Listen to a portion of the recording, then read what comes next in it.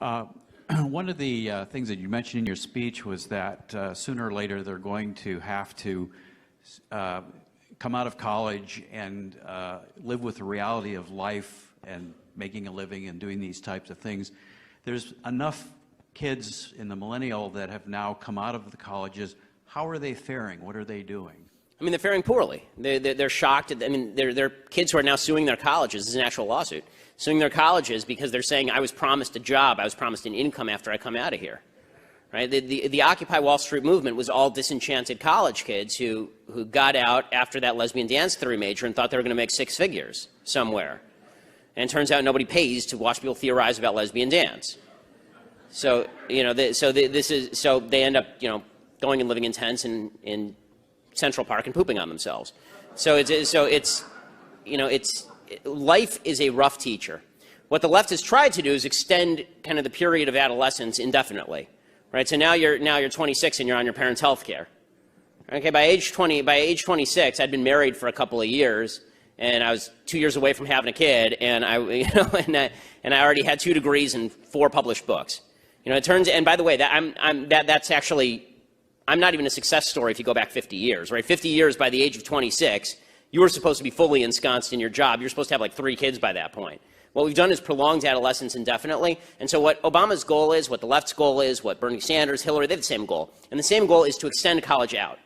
Right? College is not a place that's kind of a break from reality. College is the new reality. So we have to make all of human life like college. And this is what they think Europe is, which is why Europe is going to collapse. And it's being invaded by foreign forces, and the barbarians are at the gates. And Europe is going to fall apart, and it is falling apart. So we can play this game, but it's not going to end well. And the problem is that because the education is so poor, instead of reacting against their teachers at college who told them everything was going to be hunky-dory, instead of having the kind of all quiet on the Western Front moment, you know, where the former student goes back to his classroom after World War I, he's in the middle of World War I, he goes back and he yells at his professor and he says, "You're telling all these kids the wrong thing.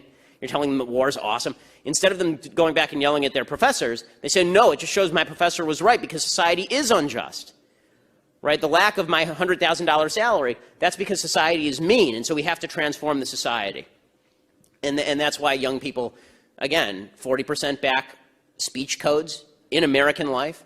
This is why I think the last poll was nearing or over 40% of young people are okay with socialism, like the actual socialism. Because they don't know anything. They've been taught stupidity, and how they feel is all that matters. I mean, there's a video that's going around the internet getting all sorts of play about income inequality. Income inequality is the stupidest issue. Income inequality means nothing, right? I mean, I have a lot of income inequality with Bill Gates, but I'm doing pretty well, and I don't care that Bill Gates is doing really well. The only thing we should all care about is that there are poor people. We should figure out how poor people can do better, not how to make Bill Gates less rich. But this video is going around and saying, here's a poll of what Americans think the wealth distribution should look like, and here is what the wealth distribution actually looks like. And I watched this video in bewilderment, and young people love it. And I watched this video in bewilderment saying, who told you that you get to tell the universe how wealth is distributed? Right? Who told you that you have a moral say as to how wealth is distributed? It's immoral, it's evil, it's wrong. You're going to have to steal people's labor from them. But people are not told this, and so they think that their own subjective vision of what reality should look like should govern what reality actually looks like, and it's only later, after 80 years of communist failure, that they realize, oh, and hundreds of millions of people dead, that they realize, oh, that was a bad idea. Banks are in the business of lending. When they take the money in, they don't just stick it in Al Gore's fake lockbox. They actually lend the money back out to people to actually create new businesses and new products. You had an investor, right? When you started TYT, you were given $4 million by Buddy Roemer to start TYT. That's great. That's the way business should work, right? But that money it didn't come from a bunch of poor people buying hamburgers. It came from a very, very wealthy guy who gave you money to create a business a lot of people want to patronize. If you want better products and better services, you need more investment in the products and services. The basic name, trickle-down economics.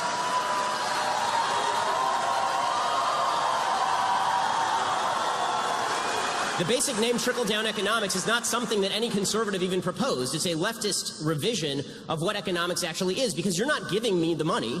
It was my money in the first place, created through voluntary transactions that I had with others. I've not stolen money from anyone, neither have you. And the idea that money has to be forcibly taken from you and handed to somebody at the bottom end of the economic spectrum to somehow jog the economy, that may jog McDonald's, but is not going to jog all of the creation of the products and services that make all of our lives much better today than they were 30 years ago in terms of the stuff we have access to. Cenk, I'll let you respond to that briefly, and then we'll switch topic. Yeah. So I'll try to answer that as briefly as I can, and I'll go on to your questions. So when you talk about, hey, the banks they're not going to just keep the money, they're going to put it out and lend it to people, unless they decided to do their own investments, which is what they did because we repealed Glass-Steagall. So it's not as simple as, oh, I have money, so then I will now utilize it or I'll lend it out. So that is way oversimplistic. Speaking of oversimplistic, to say that, oh, well, they'll go buy hamburgers with it, come on. You were the one who said So food. the middle class is struggling right now, and we've turned this into a Walmart economy where people are getting $7.25, and that if you're getting around $10, I think that's about $15,000 a year. So that is serious pain and difficulties. So if you give those people money, it's not like, I just want to go get a hamburger. No, they desperately need that money, and yes, they will spend it all back into the economy. So that's an economic fact.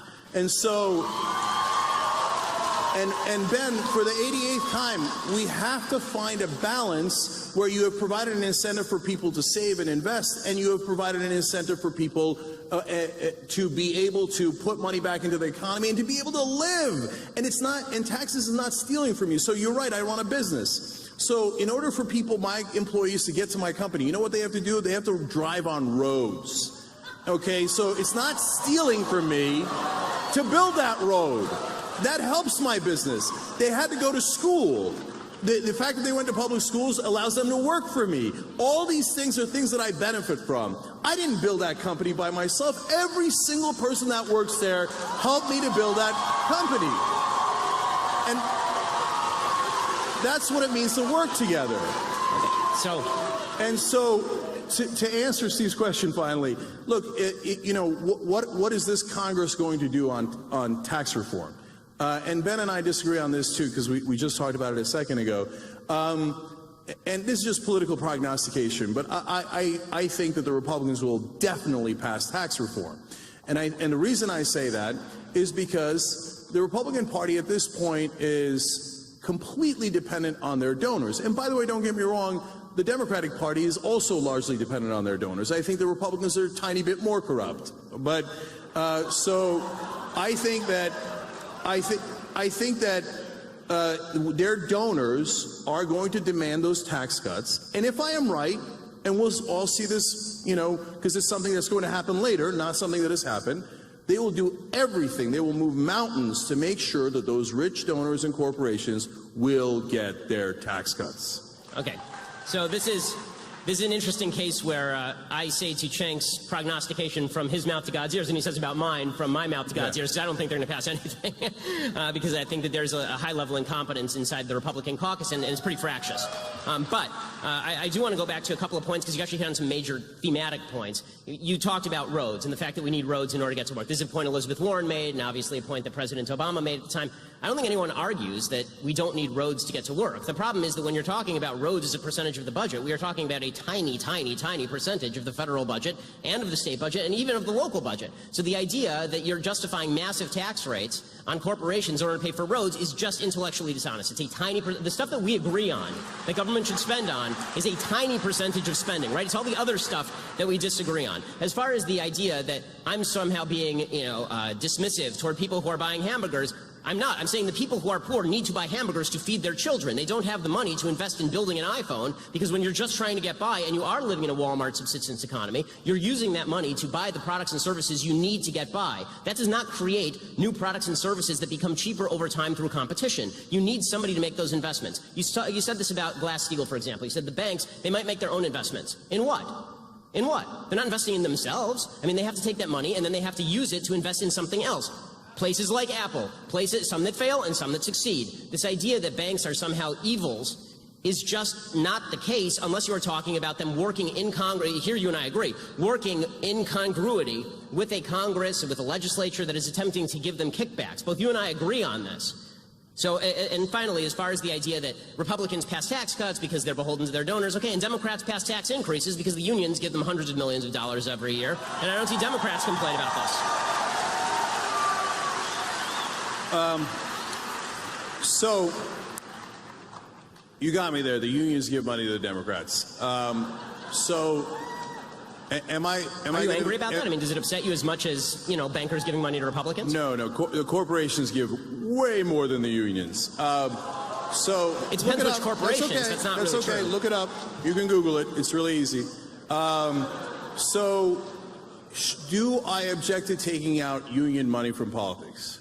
Hell no, I don't object. Take it all out. Take the union money out, take the corporate money out, take all the big money out. They're supposed to represent us and not the donors, no matter who the donors are. So, in terms of the question that you asked, Glass-Steagall, well, aren't they investing in things? No. I have a literal answer for you. Oftentimes what they do is financial derivatives. In fact, that's the majority of what they do. And financial derivatives is simply gambling. That's what crashed the 2008 economy. And what is so damaging about the removal of Glass-Steagall is now they could do their financial derivative gambling with depositor money. Boy, isn't that nice. They take your money and they gamble with it. And if they lose, well, that's a sad day for you. But if they win, they keep the profits. You know what that is? That's privatizing the gains and socializing the losses. So it's not that the banks are evil. Of course they're not evil. It's just that they're driven to make more money. Of course, that is the whole point of maximizing profit. So if we say, hey, banks, you're allowed to go and buy politicians, although the Supreme Court would say, no, they're just talking to them. They just gave them billions of dollars. They're just having a conversation, right? Just because they gave them billions of dollars, do they want something in return? Of course they want something in return. And that's our money.